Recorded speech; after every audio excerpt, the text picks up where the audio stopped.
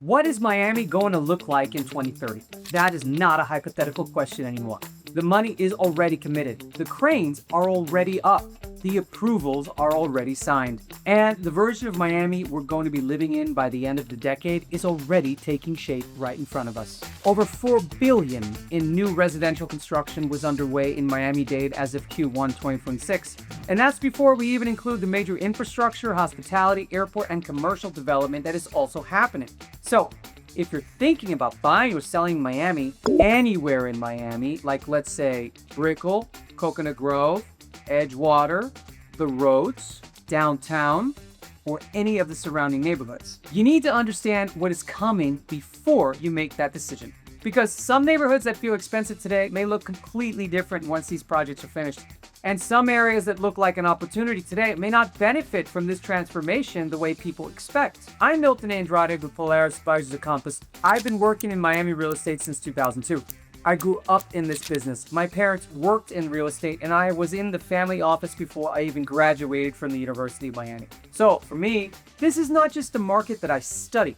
It's a market that I have lived through. I have watched Miami before Brickell became what it is today. I watched the last major condo boom. I watched the post-2020 migration wave. And now we're entering another major chapter. For this video, my team and I dug into the actual project filings, construction timelines, neighborhood level data, and the developments that are already changing the city.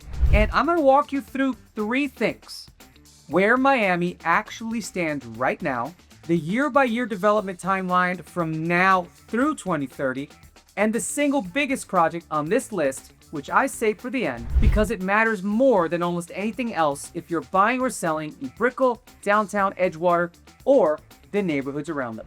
Let's start with where Miami is today, the baseline. Before we talk about what is coming, you need to understand where Miami actually stands today, because the market is much more complicated than most headlines make it seem. The median single-family home sale price in Miami-Dade hit $699,990 as of January 2026. That's up 3.7% year over year. Zoom out further, and the change is even more dramatic. Miami home prices are up more than 50% over the past 5 years. But here is what most people miss. Miami is not one market. It is several markets moving at the same time. Single-family homes are still holding strong in many areas. Demand is steady. Inventory is tight. And well-priced homes in places like Coconut Grove, Coral Gables, and the Roads can still move faster than the broader Miami-Dade average. But condo market is a completely different conversation. Condo and townhome inventory has been sitting at around 12 months of supply.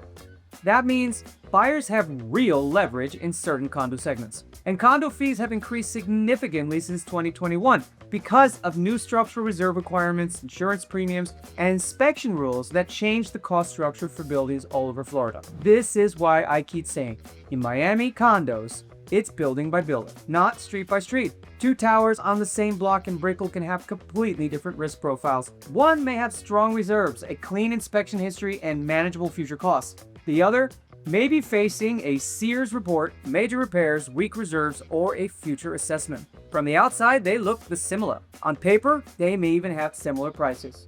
But financially, they can be completely different properties. That is why the listing price is just a starting point. You need to understand the building, the reserves, the assessments, the insurance, the financing. Now, on the demand side, Miami is still strong. Miami-Dade population is around 2.8 million people. The financial sector continues to grow. Tech employment has expanded, and the international buyers continue to play a major role in our market. Cash is everywhere. Cash sales made up a large share of Miami transactions, and in the condo market specifically, cash buyers are even more dominant. International buyers also purchased billions of dollars in South Florida residential real estate, with a large percentage of those purchases closing entirely in cash. That is the baseline. A split market. Buyer leverage in certain condos, strength in well-located single-family homes, a growing professional employment base, and a major wave of international capital that continues to support Miami's premium market.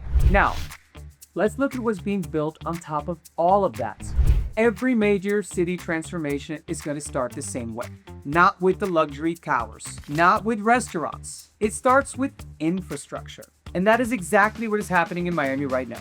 The two biggest physical layer changes happening in 2025 and 2026 are the Underline and Miami World Center.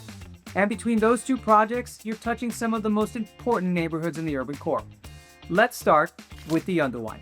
The Underline is a $140 million urban trail and linear park running along 10 miles of elevated metro rail track. When complete, it's going to connect Brickell, The Roads, Vizcaya area, Silver Bluff, Coconut Grove, Coral Gables, and eventually down towards Dadeland South. It creates 120 acres of tropical gardens, public spaces, bike paths, walking trails, and outdoor recreation along the Metro Rail corridor. Now, think about what that means for a buyer looking at the Roads or Silver Bluff.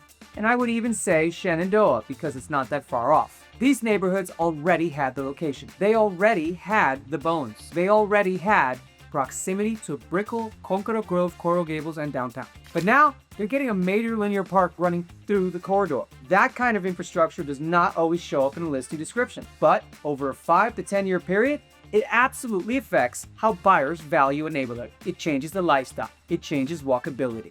It changes the way people experience that area. And when buyers start to see that value, pricing usually follows. The second major piece is Miami World Center. Miami World Center officially opened in 2025. This is a 27-acre, 10-block mixed-use development in the Park West area of downtown Miami, or the nightlife area. It represents approximately $6 billion in investment, and it includes retail, residential, hospitality, public spaces, and privately built infrastructure. This is not just one project, it's an entire district. And for buyers looking at downtown, Edgewater, or even parts of Brickell, Miami World Center is the kind of anchor that changes foot traffic, retail walkability, and long-term perception. It also gives downtown Miami something it has needed for a very long time: a more complete urban experience. Not just offices, not just condos, not just trafficked for events, but an actual mixed-use neighborhood with restaurants, shopping, residents, hotels, and public spaces all working together. And it is still growing. 600 Miami World Center is one of the towers continuing to move through construction, with closings anticipated around late 2026. That's not a distant concept. That is happening right now. The foundation is being laid in 2025 and 2026. The towers, the jobs, and the neighborhood changes that follow are what the next few years are really about. Once the infrastructure is in place, the next phase begins. And 2027 is when the neighborhoods themselves start to feel different. There are 3 major projects I want to focus on here, and they all cluster around the Brickell and downtown corridor. The first is GEM Private Residences at Miami World Center. Naftali Group secured major construction financing for this project, and completion is anticipated around Q4 2027. This matters because it delivers into Miami World Center District that is already open and functioning, and that is important. A tower delivering into an unfinished neighborhood is one thing. A tower delivering into an active district with retail, hotels, restaurants, and public spaces is very different. The second project is Domus Brickell Center. This is a 35-story tower bringing hundreds of fully furnished residences to Brickell, with completion projected around late 2027. The fully furnished product is important. It tends to attract a particular type of buyer, often an international buyer, often cash heavy, often looking for convenience and flexibility. And when that kind of product comes into a market at scale, it can influence pricing expectations for surrounding blocks. The third project is the Waldorf Astoria Supertall. This is one of the most recognizable towers under construction in Miami. At over 1,000 feet and 90 stories, it's one of the largest residential towers in the United States. And whether it finishes in 2027 or moves into 2028, its impact is already being felt. Because buyers are not just buying what exists today, they are buying what Brickell is becoming. And this is where the market gets interesting. When 3 major towers deliver into the same general window, 2 things happen at once. Supply goes up. That can give buyers more negotiating room on individual units. But the profile of the entire corridor also rises. That attracts more of the varied buyer profile that has been driving Brickell's premium. So those forces aren't going to cancel each other out. They reshape the market. And this is where experience matters. I've been doing this since 2002. I watched Brickell change during the mid-2000s. I watched it change again after 2020. And the buyers who understood what was coming made very different decisions from the buyers who were only looking at today's listing prices. The Rhodes and Silver Bluff are also worth watching here. They sit close enough to Brickell that the spillover effect is real. As Brickell becomes more expensive, adjacent neighborhoods with strong bones, good access, and direct underline connectivity becomes more attractive. That is already a pattern that I see on the ground, and it tends to accelerate as major projects get closer to delivery. Now, we've covered a lot already. The underline reaching neighborhoods like the Rhodes and Silver Bluff, Miami World Center reshaping downtown, and major Brickell towers delivering by 2027-2028. But knowing that a project is coming is only part of the story. The real question is, which specific blocks benefit? Which buildings already have the upside priced in? And which areas still have room to move? And that is where the decision gets made. So if you want help understanding those trade-offs, download my free relocation guide using the link in the description. It breaks down neighborhoods like Brickell, Edgewater, Coconut Grove, the Rhodes, and more. You'll get the lifestyle differences, cost of ownership context, and the things buyers commonly overlook when they're making this decision from out of state. Now, let's move into 2028. By 2028, you're no longer watching Miami transform. You're living in a city that has already changed. One of the clearest examples is Cipriani Residences Miami. This is an 80-story, 940-foot tall, mixed-use skyscraper under construction in Brickell with completion estimated around 2028. And I'll be honest with you, it's moving fast. It could be ready sooner. At that scale, in that location, with that brand, it's not just another condo tower. It's a signal. The Cipriani name carries international weight. It attracts a buyer who's already liquid, already global, and already looking at Miami as a serious primary or secondary home market, not just a speculative play. When that type of buyer anchors in a neighborhood, it changes the pricing psychology around the surrounding properties. But the 2028 story is not only about towers. It is also about the employment base. And Citadel's move to Miami has already triggered a secondary migration. Other financial firms have expanded or opened offices here. And these are not companies that move casually. They follow capital. They follow tax advantages, and they follow each other. When a firm like Citadel commits to building a major headquarters in Brickell, other firms start looking at the same market differently. It's global, and their employees need somewhere to live. That creates sustained demand pressure on Brickell and the neighborhoods around it. Edgewater is especially interesting in this context. Historically, Edgewater has offered a slightly different lifestyle proposition than Brickell.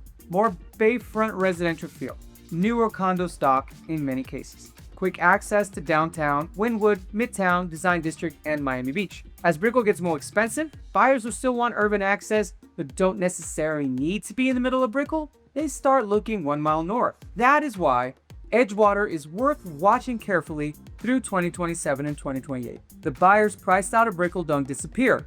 They just shift, they compare, and they compromise. More often than not, they move into the next best location that still gives them access to the same lifestyle and employment base. And then there is the airport. Miami International Airport is going through a major modernization plan that runs through 2030. For a city like Miami, international connectivity is not a side issue. It is one of the drivers of our housing market. Our buyer pool is international. Our business base is international. Our tourism economy is international. So when MIA improves capacity and modernizes, that supports the same global demand layer that keeps Miami different from most US markets. By 2029, the question becomes, who is actually buying all of this? And the answer tells you a lot about Miami's future. International buyers are a major part of the story. They have purchased billions of dollars in South Florida real estate. Many of those purchases are cash.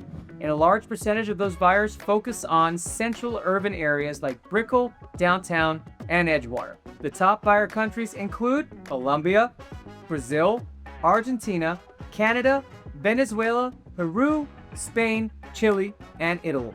That is not a footnote. That is part of the structural foundation under Miami's premium market. For domestic buyers relocating from New York, New Jersey, California, Chicago, or other high tax markets, this matters. Because when you buy in Miami, you're not only competing with local buyers, you're often competing with international capital. And that changes how pricing works. It changes how sellers negotiate. It changes how certain buildings perform. And it changes how you should think about long-term value. By 2029, many of the major towers from 27 to 28 Wave will either be delivered or close to completion. Downtown will be denser. Brickell will be more established as a global finance corridor. Edgewater will continue absorbing demand from buyers who want urban access and newer products. And the neighborhoods connected to these corridors will be more valuable simply because the city around them has changed. For sellers, this is important too. If you bought in the mid-2010s, you may be sitting on major appreciation. The question is no longer just, what is my home worth today? The better question is, what will my buyer pool look like over the next 3 years? If your property sits in the path of this demand, timing may work in your favor. If it does not, you may need a different strategy. The further up the luxury stack you go, the more Miami pricing is influenced by international capital rather than mortgage rates. That took me years in this market to fully appreciate. And it shakes nearly every conversation I have with relocation buyers and sellers who are trying to time their next move. But none of that is the biggest project on the list. That is what comes next. At 1201 Brickell Bay Drive, soil crews have already been on site. This is the future Citadel Global Headquarters. And in my opinion, it is the single most consequential development project in Miami's history. Not just because of the square footage, but because of what it signals to financial firms, to international investors, to high-income professionals, to luxury buyers, and to anyone watching where Miami is headed. The tower is expected to rise approximately 1,049 feet, which is the maximum height allowed by current FAA regulations. It is planned to include 1.7 million square feet, including roughly 1.3 million square feet of Class A office space and hotel rooms at the top of the tower. The estimated project cost is approximately $2.5 billion. The design is by Foster & Partners. The site fronts Biscayne Bay. And as part of the approval process, Citadel agreed to contribute millions toward Metro Mover improvements. This is not just an office building. This is a statement that Miami is no longer trying to become a global finance city. It's already being treated like one. Now, early references point toward a target of 2030, but a project at this scale, height, and complexity realistically takes years to complete. So when I talk about 2030, what I mean is this. By 2030, the tower should be far enough along that its impact will be already visible. You will be able to see it rising. Buyers will be making decisions with that in mind. Sellers will be pricing with it in mind. And investors will be looking at the surrounding market differently because of it. This is how major employment anchors work. They recalibrate demand. They change how people see a neighborhood. They attract companies, employees, restaurants, services, and investment. The neighborhood that benefits most directly are Brickell and the immediate surrounding areas. But the ripple effect doesn't stop there. Downtown is going to benefit. Edgewater is going to benefit. Coconut Grove and the roads, they benefit for the proximity and that they're single-family homes. And even parts of Coral Gables and the greater urban core benefit from being connected to this employment engine. This is what separates Citadel from an oral development. A condo tower can change a block. A true corporate headquarters can change an entire demand pattern. This is the context you need before making a decision. You're not just buying into the Miami of today. You're buying into the Miami that is being built right now. And if you're a seller sitting on equity in one of these areas, the question is not only what is your property worth? The question is whether your timing lines up with where the market is going. My job is to protect you from the costs and the risks that do not show up on the listing page. And that means giving you the full picture, the projects, the timelines, the building level details, the neighborhood implications, so that whatever decision you make it with real information. Because everything we covered in this video points to one major question. Where does your specific situation fit inside all of this? Buying the wrong building or on the wrong side of the neighborhood, you could spend years watching the transformation happen around you without seeing it reflected in your own asset. But if you pick the right location with the right building financials and the right neighborhood exposure, then you may be positioned in front of a demand wave that has been years in the making. So if you're thinking about relocating to Miami and you're wondering if the next phase of Miami is fully priced in, call or text me directly at 954-629-9952. Or use the link in the description to schedule a 30-minute call. I'm Milton Andrade with Polaris Advisors at Compass, and I'll walk you through what makes sense for your timeline, your goals, and the Miami that is being built by 2030. So I'll see you on the next video.